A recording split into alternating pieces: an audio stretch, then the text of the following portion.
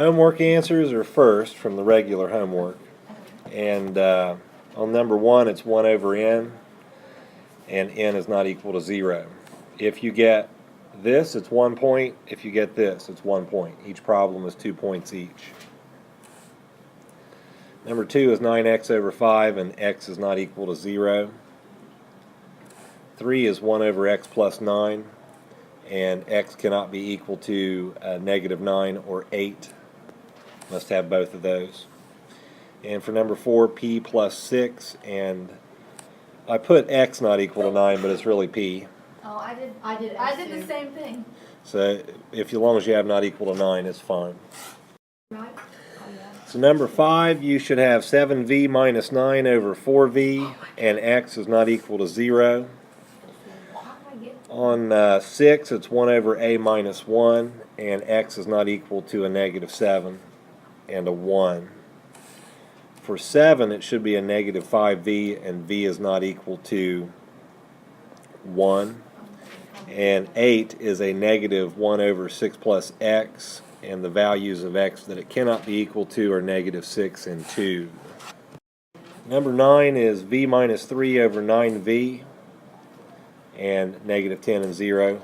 V cannot be equal to those. And for 10, it's b minus 5 over 3b, and negative 6 and 0 for the excluded values.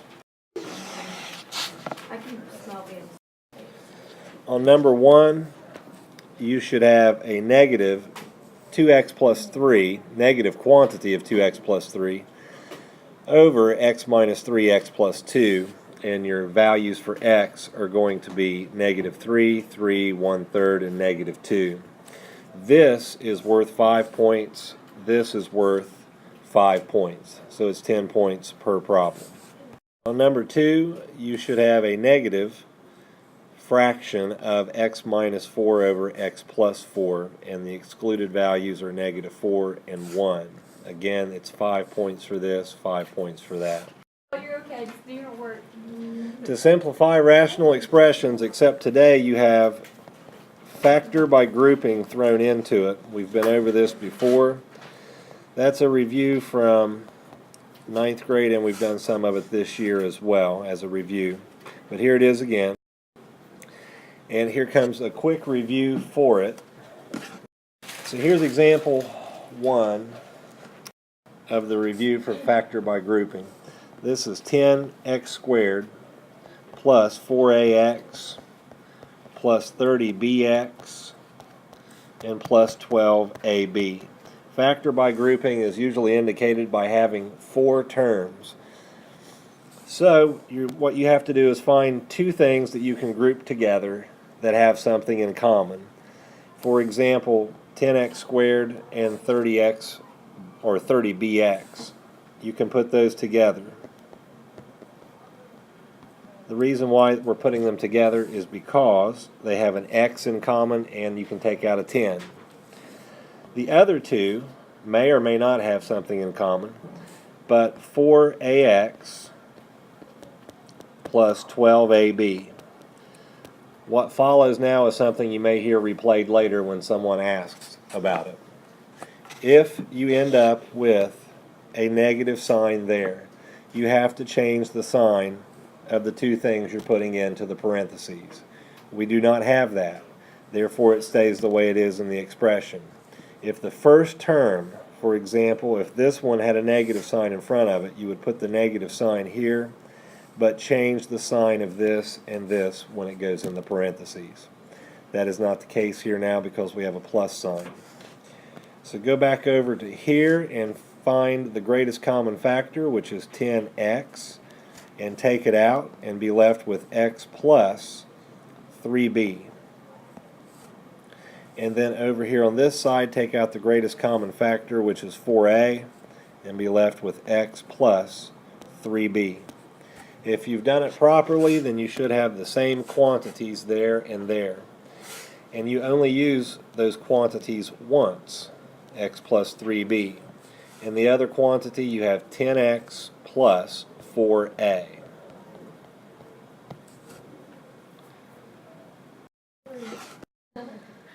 I just happen to have an example. that is 6xy minus 9bx minus 8ay plus 12ab. That is a y. Find two things that you can group together that have something in common. For example, the first two, you can take out a 3 and an x. So we'll group 6xy minus 9bx. If we group those two, that means these two go together in the next set. But the first term is negative, so you put the minus sign here, and inside the parentheses, change the sign of this to 8ay, and change the sign of this to minus 12ab. From there, you can factor out a 3x from the first set and be left with 2y minus 3b. And on the second set, you can take out a 4a and be left with 2y minus 3b. This and this are the same, so just use it once. And then this minus that goes in the second set.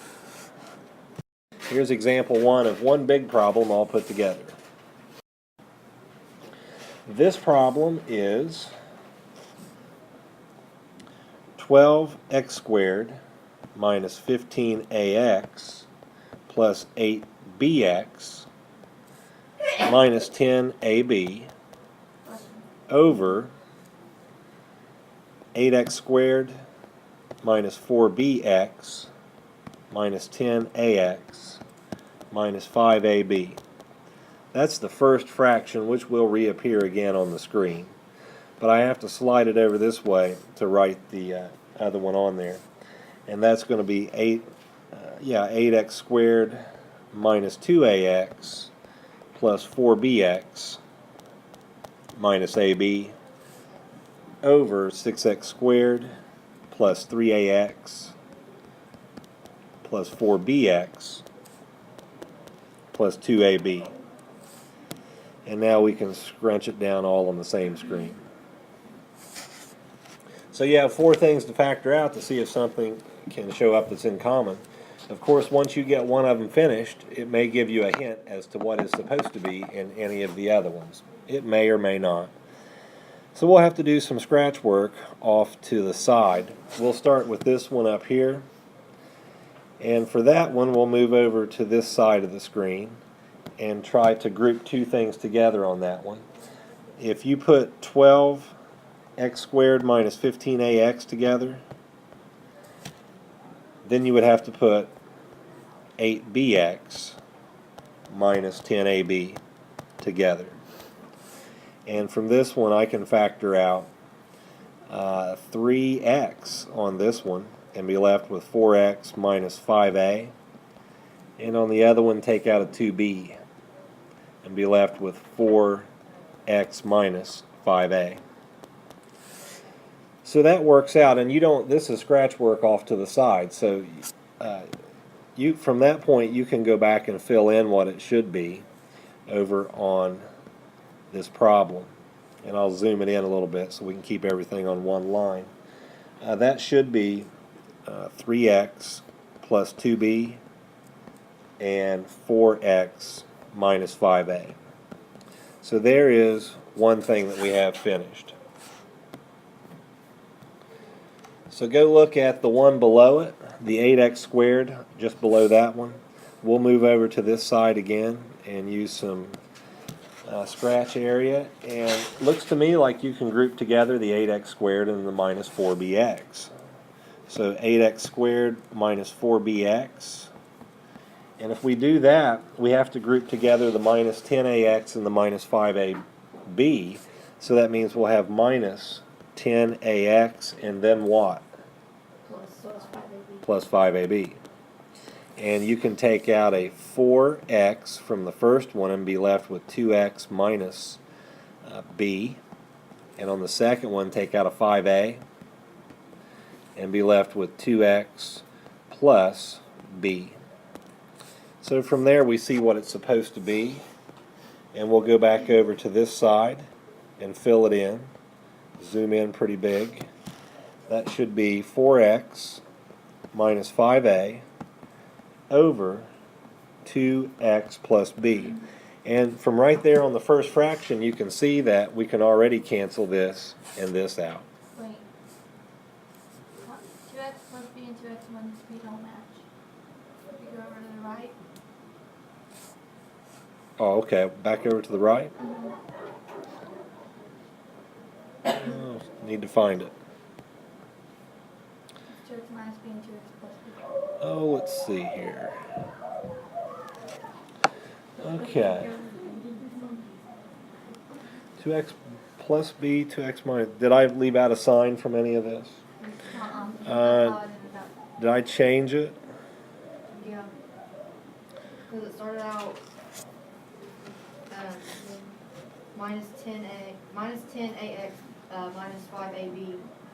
Couldn't you just take out a negative 4 and make it plus b?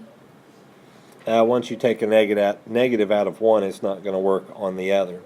So this is interesting. So we can go back and try a different approach.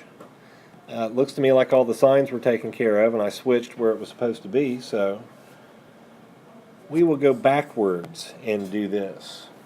Cheat just a little bit and multiply out what it should be, 8x squared. Let's see. 8x squared and then plus 4bx and minus 10ax and minus 5ab. And how does that compare to what's over here on the other side? We have minus. Ah, there you go. So this one isn't going to work out that way. Unless we can try something different, that's not going to work out. You should just go up to the first column and cheat and make it Then get a plus 4bx if you want. put a little dash. You can't change the sign. You can't change the sign on it, so it won't work. We just change the problem altogether, so we can. No, we can't change the problem Well, altogether. then make us a new problem. Well, no, I mean, not all of these are going to factor out. Oh, okay. What So- do I do if they don't? You just leave it. But we want to try something different, though. We want to try, and keep in mind that this is not the problem from the fraction. That's just the multiplied out version of something that was over on the paper here. But we can try to look at this again, 8x squared minus 4bx and minus 10ax minus 5ab, and see if we can group that differently. Perhaps we could come up with something from here and there Could you do and do 8x squared minus 10ax and then put minus 4bx plus 5ab and see what happens. You would end up with a 2x coming out and being left with 4x minus 5a, and then you can take out a b from this one and be left with 4x plus 5a, so that's not going to work out. The signs are going to be different in that case. So what we can do over here is leave this one the way it originally was from the top. So I'll get the white marker out and take care of that and just put it back in the way it was. Not all of these will work out. So it should be from the problem there, 8x squared minus 4bx minus 10ax, then minus 5ab. So then you would come over, whoops, that's a b. You would come over to this side and try to factor the top one up here on this one. So if we go look at that one, we'll go over to the scratch area here from the top right. Do this one in blue to separate it, and looks to me like you can group together the 8x squared and the minus 2ax, and then you can group together the 4bx minus ab. You can take out a 2x and be left with 4x minus a, and then over here take out a b and be left with 4x minus a. So that one will work out for us. We can go back over here to the top on this one and fill in this part. as 2x plus b and 4x minus a. I did that a different way and got the same answer. That's fine. You can still do that. Sometimes you can do this a different way, get a different answer, and it's still correct. That's a rare occasion, but sometimes that does happen. And then the last one on the bottom, that starts with the 6x squared. We can go back down here to some more blank area and try that. Let's see. I think we can group together the 6x squared plus 3ax, and as well as the 4bx and the plus 2ab. We can factor out a 3x and be left with 2x plus a, and then take out a 2b and be left with 2x plus a. So that one works out, and we can go fill that back in over here as 3x plus 2b and then 2x plus a. Now what can we cancel out? 3x plus 2b, that goes away. Is there anything else? No, that would be it. And since it's a multiplication problem, you just have to concern yourself with the bottom. This thing, trying to solve it, it's not going to work. It's going to be very messy. So I'll just let you concern yourself with this. You have 2x plus a, and this is a better example to show. If you show this and set it equal to 0, it just depends on what variable you have. For instance, if we're trying to show what x cannot be equal to, we would have 2x equals a negative a, and then divide the negative a by 2. So you would come up with essentially what's a negative half a for that. Or if you went in terms of the a, you had 2x plus a equals 0. If you leave the a there and move the 2x to the right, a would not be able to be equal to a negative 2x. So you have a couple of things that you can show there. And the way it would work out is this. A cannot be equal to a negative 2x, and x cannot be equal to a negative half a. Of course, this up here, you would have to include, remember this was not canceled out, so you would have that and that on the top, as well as this and this on the bottom. You would also have to find the 3x plus 2b, so if you do that, 3x plus 2b equals 0. That means that 3x equals a negative 2b, and you would have x equals negative 2b over 3. So it could not be equal to that.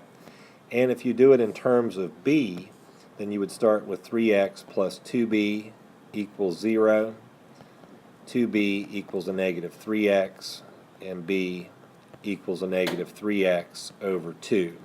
So those are also values that you could not have. So we'll cheat here in terms of space and just say you couldn't have that and you could not have that as well. This is a quick quiz. Shouldn't take very long. The problem is this.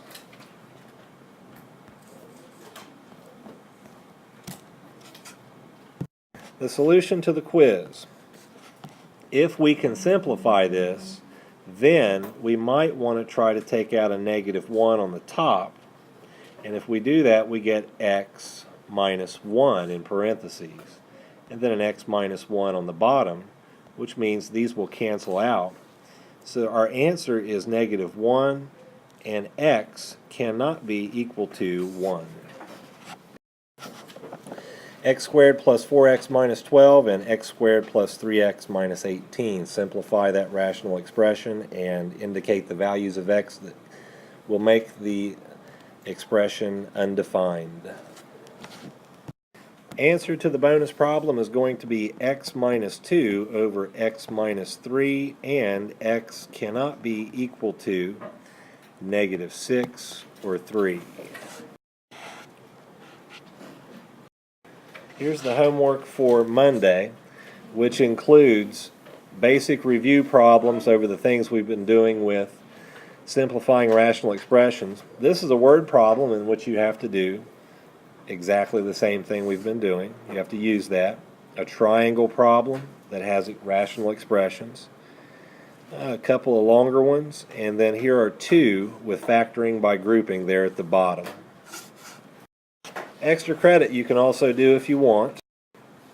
There are 4 problems.